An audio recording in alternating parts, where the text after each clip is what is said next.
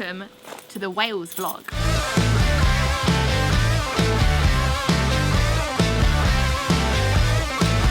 Welcome back to the channel and welcome back to another video in a new location. We can't seem to stay still at the moment. If you're new around here, don't forget to hit the subscribe button. But today you join me, I was going to say in sunny Wales. We arrived here yesterday on the hottest day of the year, the hottest day on record in Wales. I was going to film this video yesterday, way too hot outside. I waited until it's a nice grey, muggy day. Probably not the best idea, but we are here in Wales in this beautiful Airbnb for a few nights, and there's some amazing roads around here, so I thought it was a good idea to film a video with the Rangey, the L322. What do you guys nickname your cars? Do you go with Rangey or do you just stick with Range Rover? I don't know, but I have got a confession to make, and this is quite a big deal. I've fallen in love, guys. I've fallen in love with my car.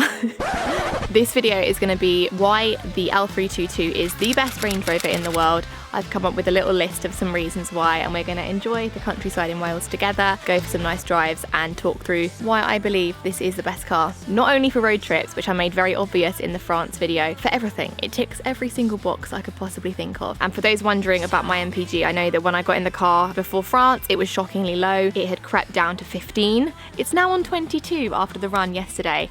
So anyone interested, we are staying in a place near Hay-on-Wye, which is kind of on the northern tip of the Brecon Beacons. We drove over the bridge down into Wales. Beautiful drive, lovely scenery, and we are literally staying in the absolute middle of nowhere. So let me just quickly show you the house. It's this beautiful sort of country house. It's got a wood-fired hot tub, loads of grounds. There's a whole little courtyard area behind us here, and we're staying with some friends. I'm looking forward to exploring the area a little bit more today and heading out a bit later. But honestly, when I say we're in the middle of nowhere, there's just forest. Like, we're like in a walled area of forest, just everywhere. Look how high up it goes up here.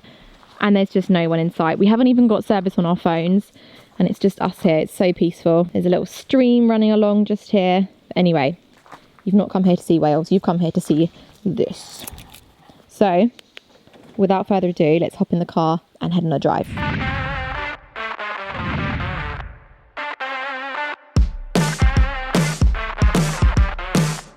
Now, the first reason has got to be how much car you're getting for your money. So this brand new would have been 75, 80,000 maybe. It's the facelift. It's got a lot of extra features. The TV screen to the back, a Harman Kardon sound system, it's got a sunroof. There's a few things that it's got that make it that bit more special. Honestly, the amount of value you're getting, we got this for £7,500. And it still feels pretty new. I mean, yeah, the seats are a bit scuffed, the paintwork's not in the best condition, but the fact that you can get something that used to be worth that much money, only 13 years later, it's worth £7,500. It's amazing. It's an awful amount of depreciation for the person that bought it new. But for me, for the people that pick it up at this price, it's an absolute winner. Of course, so when you are picking up used cars, there's some things to look out for. And that leads me on nicely to the sponsor of today's video, which is Car Vertical. And I can't believe I'm saying these words on this channel already. I'm so grateful for all you guys who watch these videos. I can carry on doing upgrades to the car. It can help fund the fuel that this huge thirsty beast drinks, and we can go on more fun trips like this and film some more cool videos. So Car Vertical is something we use before purchasing the L322. It's so important, and it means that you're going to basically get an insight. That's the only downside with buying used cars.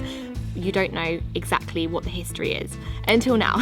So I'm going to pop on the screen right here the report that we got for our car before buying it, and it basically allowed us to see exactly what the history looked like. We could see it hadn't been any accidents, it hadn't been stolen, things like that.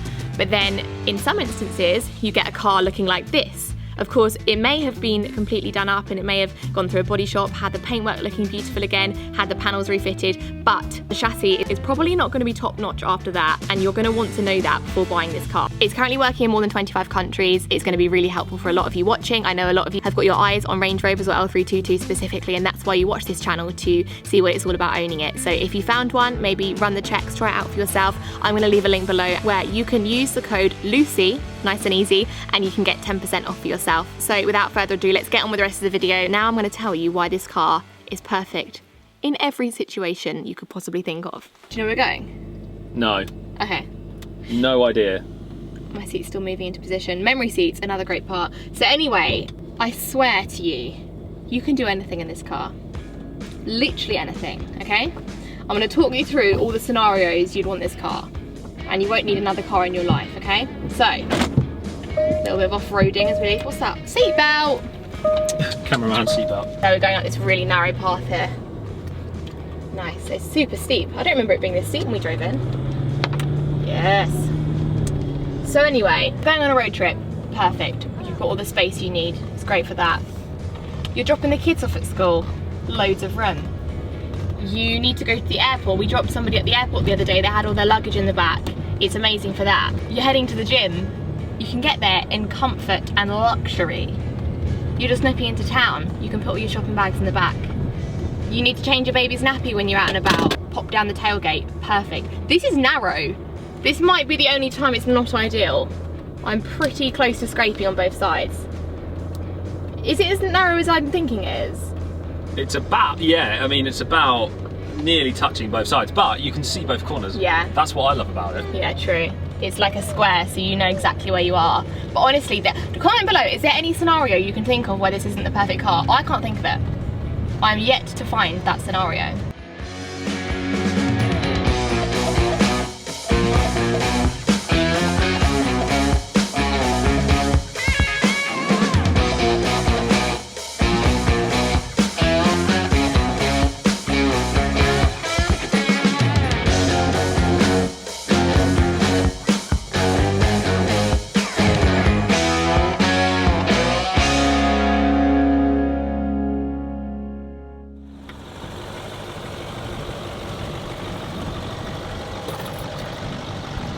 Reason is that it's not too old and it's not too new. Bear with me. Oh wow, look at that. I hope I'm making sense here. It's not so old that it's like really agricultural and it's like a tin can.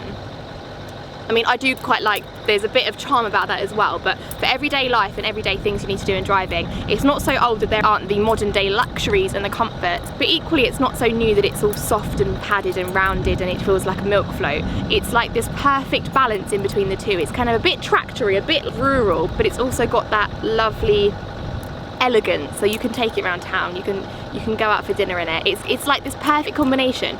It's like this is too much one way, this is too much the other way, and it meets perfectly in the middle. I hope that's making sense. Let me know in the comments if any of you guys agree with that, and also if you disagree with me.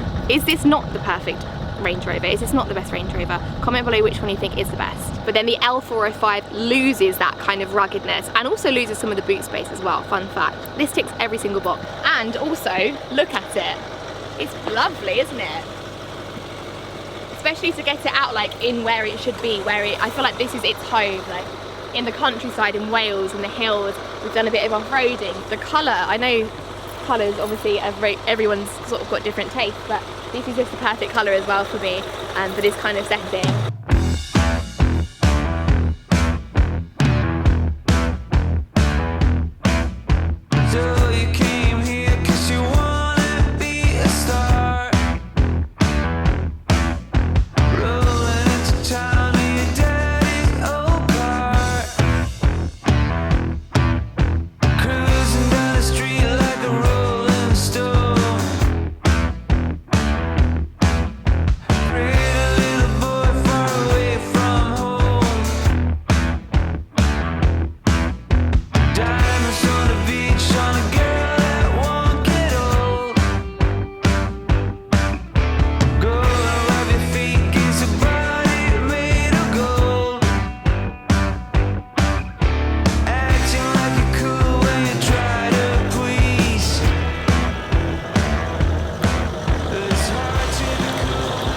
And of course, I do quickly need to mention what it's like to be a passenger in this car, because a lot of these videos are all about driving them, but nobody seems to speak about being a passenger. And I have to say, from experience, these are such lovely cars to be driven around in. George and I do share the driving and it's just wonderful. So much space being a passenger. It's nice and bright and airy, so you can really see around and take in all the sights, enjoy the sunroof, things like that. And honestly, there is so much space, it's absolutely ridiculous. There's TVs in the back, so if you're sitting in the back or in the front, it's got the split screen thing on the dash, so if the driver's driving, then it doesn't let the driver see the TV, but it lets the passenger. It's really clever. Okay, we just got home from a lovely day exploring Wales, and the end of this video, I think. This is going to be the end. So thank you so much for watching today's video. Let me know in the comments your thoughts, if you agree with me, if you disagree with me. If I'm wrong, what one do you think's better? Because I would love to know. Maybe I'm biased because I own it. I can't imagine it getting better than this. Is the car that Jeremy Clarkson said was the best car in the world as well. So if you don't believe me, believe him. Thank you so much for watching today's video. If you enjoyed it, don't forget to hit the subscribe button, give the video a big thumbs up. Let me know in the comments what videos you want to see next. And huge thank you again to Car Vertical. Remember, there's going to be a 10% discount with code Lucy using the link down below. And I'll see you very soon in another video. Goodbye.